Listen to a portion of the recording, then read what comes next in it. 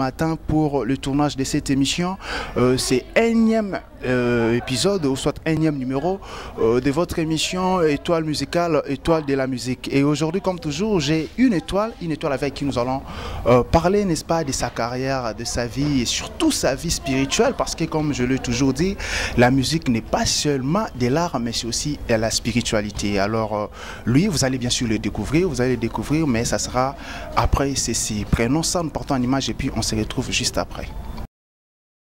Nous sommes de retour avec l'artiste que je reçois aujourd'hui. Lui-même aura le temps, n'est-ce pas, de se présenter. Il est juste là à ma droite, à qui je dis bonjour Moussali Nanzambi. Oui, bonjour papa Benjamin. Alors, ngana to ebani hein. Ngana to ebani mais ngana otanga kombo noté. Bandeko bazolanda biso na ngongo balingi baye ba kombo nani o se présenter. Oui, na benga mina kombo ya frère bienvenue. Mutumbu la flèche naza moko na kati na musala nzambe moyembi na sepeli vraiment makasi na bosangani oyo salinga vraiment malamu mingi et donc c'est vraiment un peu ça. D'accord, frère bienvenue na bozonge pa na yo na keno ne pande kopé azana mopandi na de balba na lingala mopandi ya loboko ya mwasi na ngai voilà. Ndeko bonjour. Oui, bonjour. Kombo nani? Kombo na ngai frère Archip. Archip. Ouais. D'accord, je pense que beaucoup de gens vont découvrir frère bienvenue à Zanani, frère Rachid Pazanani, tout au long de cette émission. Alors, sans plus tarder, déjà, Tozo Kendena, au moins, au PSA présentation combo, Bayoki combo, mais Balingi Bayeba, au Loboza Moussali Nzambe, au Sala exactement Nini, pasteur, musicien, diacre. Moi, Naza chanteur de l'Éternel, et Naza Mouyembi. Tozawana pour na ko panza sango ya Jésus-Christ à travers nos chansons, étant que évangéliste, étant que représentant Christ, voilà. Et biso tozawana kaka pour na ko kotisa polé, parce que Jésus-Christ lui-même a dit que non, je suis la lumière du monde, voilà. Étant que biso to ba disciple na ye biso tozo ko représenter ye, yango à travers banze mon biso nde ezo pambola peuple de Dieu, ezo consoler, ezo construire, ezo sala makambo ya minene, vraiment. Vraiment le peuple de Dieu et vraiment. Alors je précise que vous êtes président et un groupe dénommé Je suis Dieu. Je suis Dieu. Pour Nani Nikara, Je suis Dieu. Bon, Je suis Dieu. D'abord, je suis, c'est le nom de lui-même, le Seigneur de Tout-Puissant. Moïse, disons, passi oyo emoni samaki na katwa pepe na ye voilà.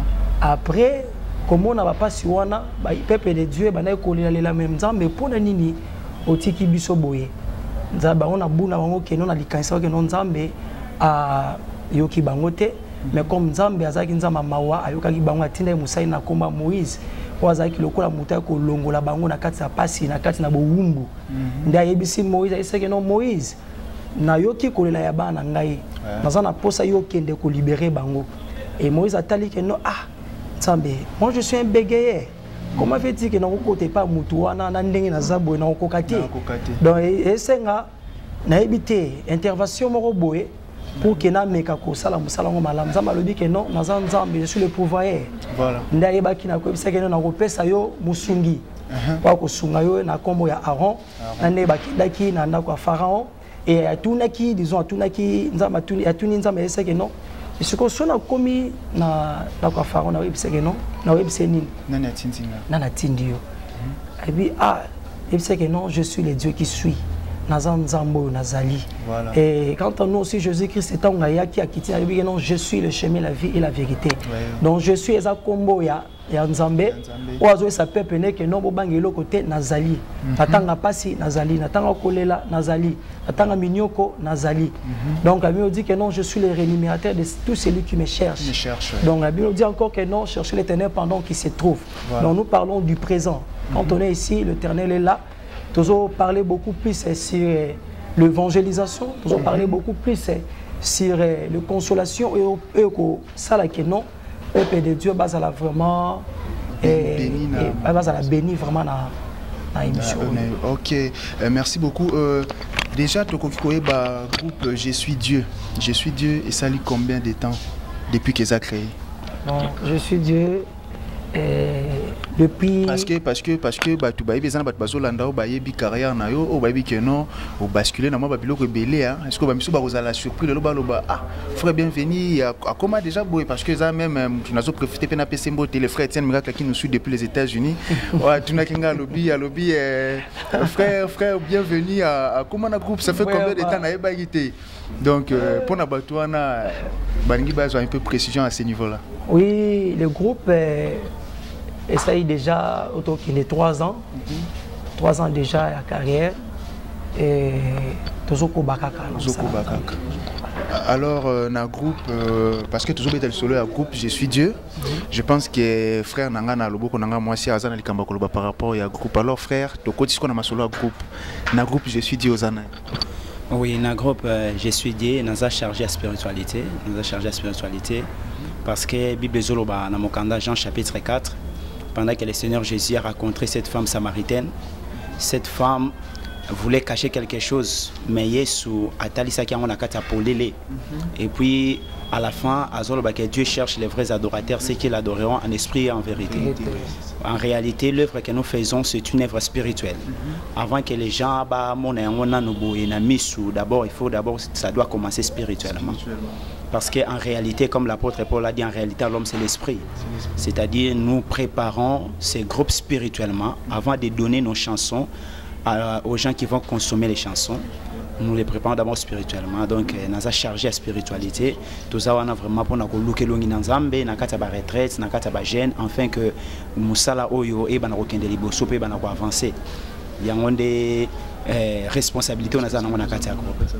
Vraiment, c'est une très bonne chose, D'ailleurs, les lots nazana c'est un mingi na kati na bino parce que ndenge na lobaki on est bandeli musique ezaka arte ndenge to lobara mais eza penza spiritualité parce que même na musique ya ngambo wana mususu bazaka toujours na besoin spiritualité wana alors biso tant que bana nzambe esengaka nini wana.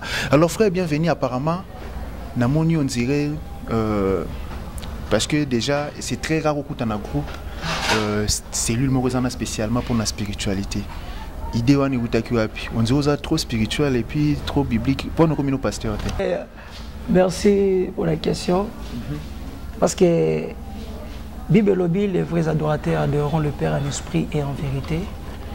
Et la musique, au but toujours ça là, et la musique est molimo.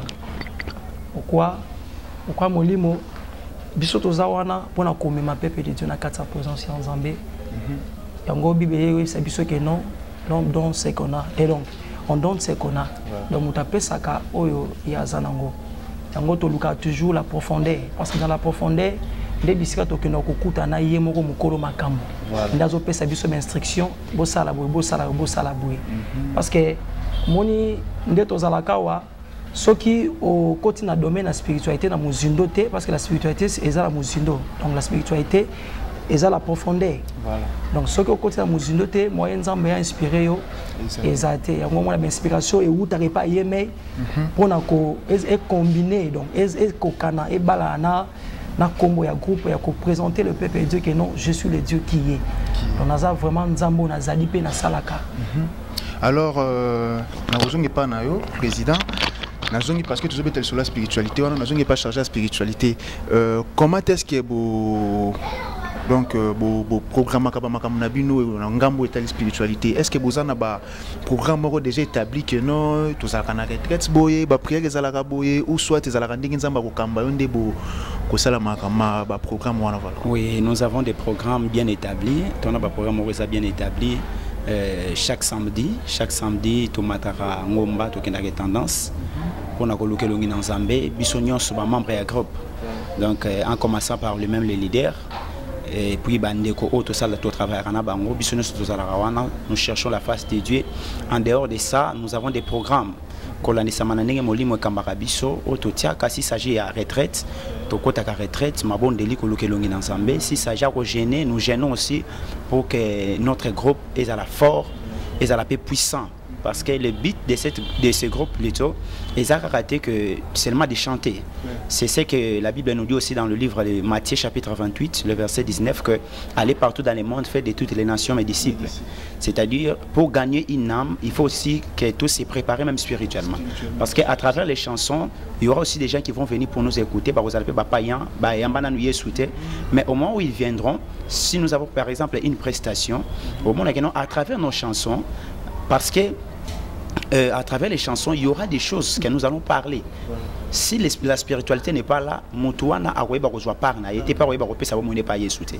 Yango tokenda ko bondela totika na nyonso parce que na kati ya groupe je suis, tous en département évangélisation. C'est-à-dire que nous partons pour évangéliser, gagner les âmes et les amener vers Christ. Les amener vers Christ, yango to bondela parce que nous savons que non aujourd'hui le monde est devenu très très compliqué. Bato belé baza attaché na mokili, mais pour que tout le monde na mokili, ça doit d'abord commencer spirituellement. Yango to bonde la nzambe ke nzambe apesa biso pe mitema ya bato, apesa biso milema ya bato, donc les âmes nzambe apesa biso yango afin que tout bana ko avancer dans l'œuvre de Dieu et puis ko peupler quand ya nzambe o ya biso nzambe o to salelaka. Donc c'était ça la chose la plus importante surtout. OK, merci beaucoup mais président na ki solo komo ba kisami awa. Na groupe je suis boza pe na cellule d'évangélisation. Est-ce que o ezate une église en devenir, Nicolas Liboso, groupe je suis comme église par hasard? Non, le groupe je suis, ils ont un ministère, ils ont un ministère, ils ont na 4 sites, ils ont na deux disons, na kolo banini, ils ont na deux branches, branche à Liboso, ils ont na cadre de groupe d'adoration, et même les évangélisations, auto bengi na combo ya lisanga ya bilenge ya Christo. Voilà.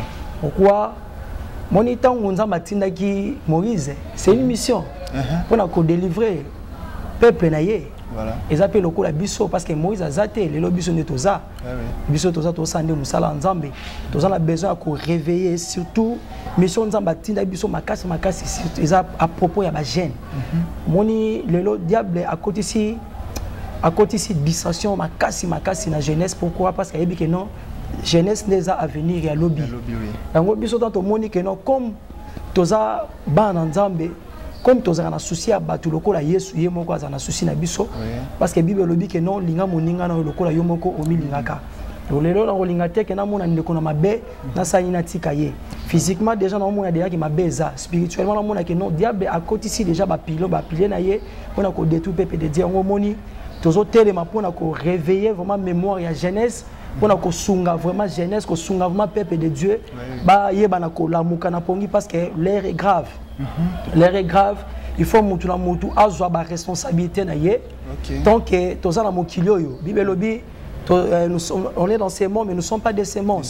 Et tant qu'on est dans ces mondes, on a des personnes oyo ba kambaka mokilio ya liboso za le roi des rois, Nzambe na bomoy, et mi baleza le monde des ténèbres, le diable azokamba. Mais biso tant que biso tous en éclairer moko. Oh Jésus qui ça veut dire que non na kei na rotika bino moko te molimo ko zana bino yenda azoko éclairer biso. Et vraiment c'est vraiment un peu ça. D'accord, merci beaucoup. Le Coco na deuxième partie à Nino et Kotala Tourlobela mingi parcours et puis réalisation et puis aussi ça na projet. Mais avant tout Kota deuxième partie je demande à mon réalisateur une petite transition et puis on se retrouve après. Et retour pour entamer la deuxième et la dernière partie. Tokoso lango mingi na président na habité ceux qui lokomo ko senga ndekwa bakisa o tokopesa micro ndeko akobakisa to sobeta sur le parcours na réalisation ndenge na annoncer yango déjà. Alors sokobeta moi parcours muke ya Je suis Dieu comme groupe et puis ko pesa oyo déjà Je suis Dieu comme groupe déjà sali jusqu'à présent. Lokola ba œuvre ou ba réalisation. Oh déjà Je suis Dieu à sali jusqu'à présent Eza Penzani. Tozongi moi sima. So tozongi moi sima na carrière na musicale. On a la banda musique vraiment bomwana. Voilà. Bomwana vraiment et puis na la musique makasi. Kutu mais na biso tant tozali na boutique na ndoki na ndako na yibi moi radio na beni moi radio na zuité na ndo vraiment musique. Trois musique on les sunanga na ndenge na yoko ko na âge à 7 ans et na banda ko bet instrument.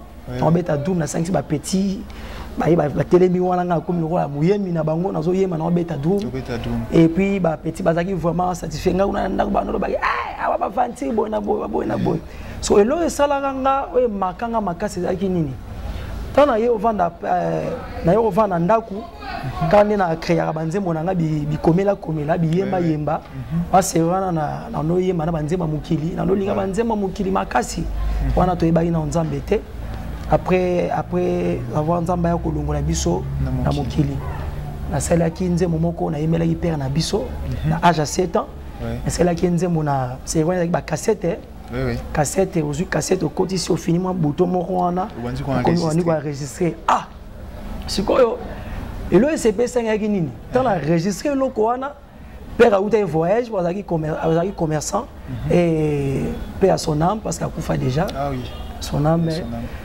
on a enregistré na yena yokisi no mwana selo nzembo aseninga nzembo yeboy papa fini bouton père azaki ACP la ki makasi ACP ya makabi moi no ezana voyager a voyager a mimelenga 4 sacs ya nguba bon 4 sacs maman kana 7 ans wana wabi non maman atekela yo saki yo na moni vraiment eloko yo osali e marqué nga et par là ezaki lolenge nini nzaba canal nzaba na kolekisanga pour que na koma on a zali pour na to communauté tozo kene malé yango na yema na nzembo bike no molo to kokoma na Yesu atezo simbate ngana Yesu nako koma na ndenge esalaki te na yaki ko kota na to lungwe na lemba wana vana kisangani awa ezana frère moi yaki ko benga nga bike no frère yaka to luka drumer nga mutalakisanga druma yaki te bon oui mutalakisanga drum vraiment ça quitté nga moko na iba ko prendre doum yaki ba don nzamba tsaka tsinanga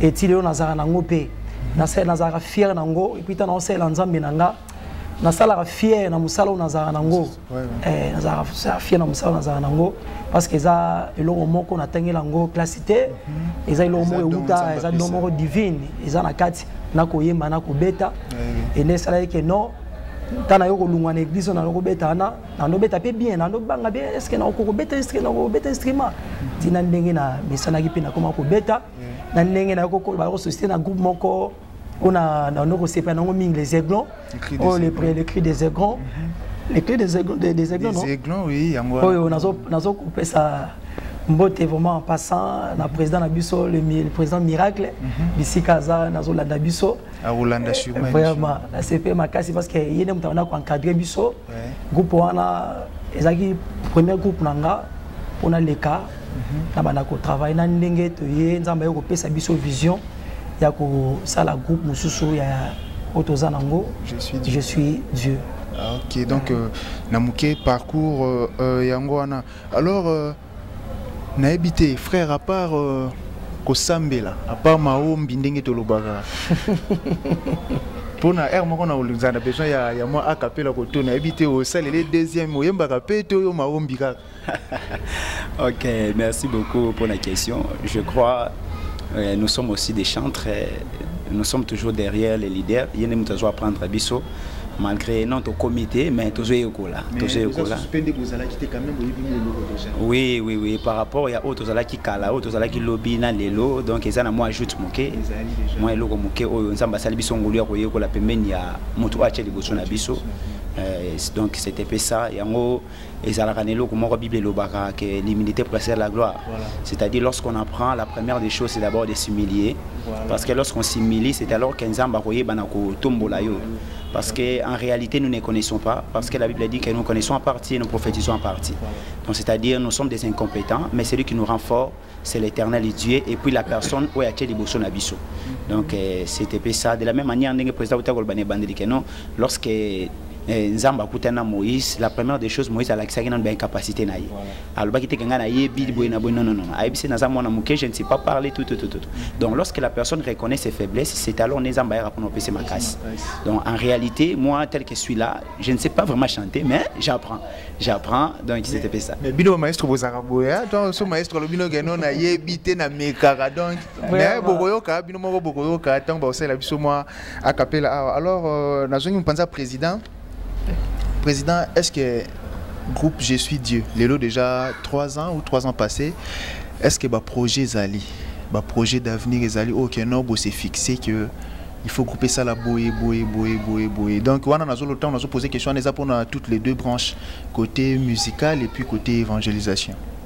Oui, donc dans le cadre à côté évangélisation, un projet Zaïbélé et toujours les gens sur le terrain on a ça la patrouille. Ouais. On a ça la patrouille, il y a recruter âme pour les a perdu. Voilà. C'est la mission que Jésus-Christ nous a laissé, aller de faire de toutes les nations mes disciples. Donc toujours les gens sur le terrain on a pour évangéliser, pour recruter âme on a perdu bateau bandimé dans Seigneur Jésus-Christ c'était. Alors on a molili, il y a la lumière. La lumière. Parce que la lumière on est bisika de bon molizali. On se vraiment un peu ça projet ça et belé. Toujours l'ingandé ti to comme les 15 toujours côté là sur le terrain on a ça déjà marketing à Christ on a recruté on a perdu et puis à côté il y a musique à nini à côté de musique le groupe d'adoration le projet paysan vraiment moins belé et ceux qui nous ont basungi kaka la néo tous on a une grande manifestation mon concert mon ya monene auto-organisé oyo kopambola na libala na Nzambe et dénommé nango eza arrêt ya Massan Joli donc aux amalam vraiment moyen autoloba belé parce que ça il au moins bon mami ça projet donc même date ça non connu même date ya connu mais to ko pesa na peuple des pour bayeba ndenge nini toko ekozala les jours ah oui d'accord merci beaucoup c'est nazo souhaiter déjà bonne chance na makambo wana somi balé côté évangélisation na côté musical alors question moko moké zo elanga na mutu tango beti lisolo ya ba projet est-ce que pour na ba projet nyonso wana ba moyen ezali ou soit ba difficulté za na kaka et puis ce qui ba difficulté za na niveau nini précisément. Oui, merci pour la question. Moi, la difficulté ça, parce que la difficulté ça a été dans le sala autour sala. Et tout c'est un cas de soutien à Batou. Bandeko a aussi maman quand il dit que non, bandeko bazola na biso, l'esprit de Dieu est là permanent. Enfin à toucher imiter maman qu'on a moko. Nous avons un projet bela ko sala moi to réaliser on resate et tout ça nga makoki et ko permettre biso to koma na ici kawana. Donc c'est vraiment ça. J'espère que batu balandi yo bayoki donc numéro ko pesa na suka yango bako mekampe ko contacter groupe pour que ba oya kozana moi eloko mukenza ma ko tchana mutema na yo posa wana envie wana ya kosunga boko benga na numéro oyo président ko pesa pour na n'est-ce pas kokota en contact na bango alors président to komi na suka na habité est-ce que soko zana moi question moko za kipenda na posa ngana poser on a posé te o mitunela ngo puis répondre. Tenga na zasu na question tenga na tuni siko yo tam suzani kamo peno bando bagano te foba tunanga ona loba na tunité. Oui vraiment merci. Ce que zate au pesika ka mot de la fin au pamboli bananza kama loba vraiment ça na ngote eza kana pesi merci na yo et les grands journalistes vraiment et puis na saluer vraiment en passant bande konanga nyoso bazo landanga. Ouais. Et on a salué mon pasteur depuis l'Allemagne. Voilà. Comme il y a pasteur à Fomo Gandam. On a salué mon pasteur David, église Goshen. Voilà. Et puis on a salué maman Nanga à Botanga. Il y a un moto salé à maman. Et vraiment, ils ont dit moi mais ils ont maman juste conseil pour tout ça à maman pour na bango et si qui na bana. Et puis je salue aussi mon président. Étienne Miracle. Et puis na bosani pardon ceux qui na pesimbo tete na maman yo elle on sa ilisum na saluer vraiment en passant ma mère Mejien Tumba depuis les États-Unis l'Amérique nous avons vraiment apambola vraiment alors on a besoin on peut aussi ces missions frères ceux qui question que ça n'a posé aux amis na posé penzo lobela mais na posé té ce que zali au mi posé pour répondre ce que zate au salika la président au pesi bambo té puis pamboli bananza. OK, merci beaucoup. C'est pas vraiment une question mais c'est quelque chose d'ajoute. Donc toujours baksara kalikola autouti koloba. J'aimerais dire aux enfants d'étier bandeko bazolanda biso partout dans le monde entier que l'œuvre que nous faisons, c'est une œuvre parfaite. C'est une œuvre parfaite, mais pour que cette œuvre puisse aller de l'avant, il nous faut des moyens. Il nous faut des moyens, des moyens financiers, matériels, parce que nous sommes un groupe. Nous avons un matériel, la drum, la guitare, la biloko, donc, comme le président vient de le dire, ceux qui ont touché, nous sommes vraiment disponibles. Je crois que le président a repris sa contact Nabiso. Et puis, vous allez nous contacter. Nous sommes vraiment là. Nous sommes là pour l'avancement de l'œuvre de Dieu. Donc, œuvre, en réalité, ils ont pour Nabiso, ils ont pour la présidente, ils ont pour la ngate, ils ont pour la bâtonnion. Donc, ta contribution, vos contributions, il n'y a pas de Nabiso, et vous allez vraiment le bienvenu. Et puis, Zambé, vous avez un Pambola Biso. Donc, en dehors de ça, Pessimbote, premièrement, na Bino, les grands journalistes, malgré Combo, ça m'échappe. Benjamin. Ah, ok, les grands journalistes Benjamin. Nande Konabiso Kuna Babinga Bango, les héros dans l'ombre. Oui. Ok, donc, na PCP Mbote Belé, na Pessimbote à mon pasteur David Didier Donné Flamme de l'église Gauchenne. Na Pessimbote, donc, à mes frères, autres travailleurs dans la église, en commençant par mon berger Cédric, na Pessimbote Mingi, le frère Amos, na Pessimbote vraiment Zambé Apamola Mingi. Donc, merci beaucoup. Merci beaucoup. Alors, président, contact, contact, ngana obima na woti la bino micro comme ça bossa la biso akapela bino to bokate émission.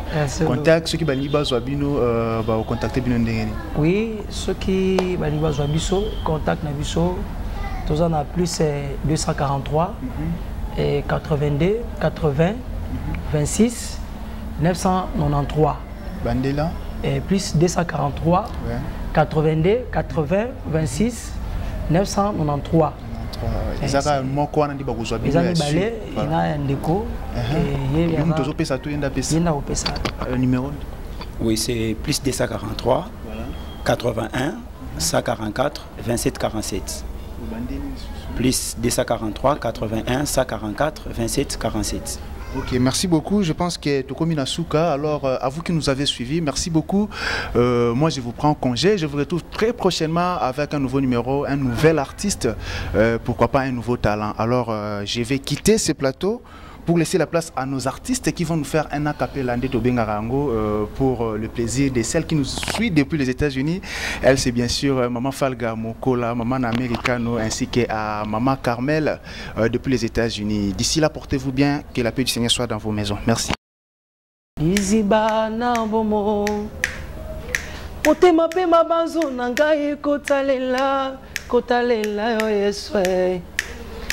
Oh, lisibana bomo nyonso yanga ezalise ngolu na yo sekela motema nanga ngazashe mokuse na matanzeta sikomo yesu mona oyo kanga yesu lobali loba moko molimo nanga mokobika nyonso yanga ebana kobongwa na papa awe makasi nanga yo awe elonga nanga yesu elonga nanga ye yawe yawe yesu elonga nanga ye Papa, Yesu makasi nanga ye Yahweh Yahweh Yesu makasi nanga ye Yahweh oh Papa oh na bitumba nanga yonde mobundi molongi Yahweh Yesu elonga nanga ye Yesu yo Papa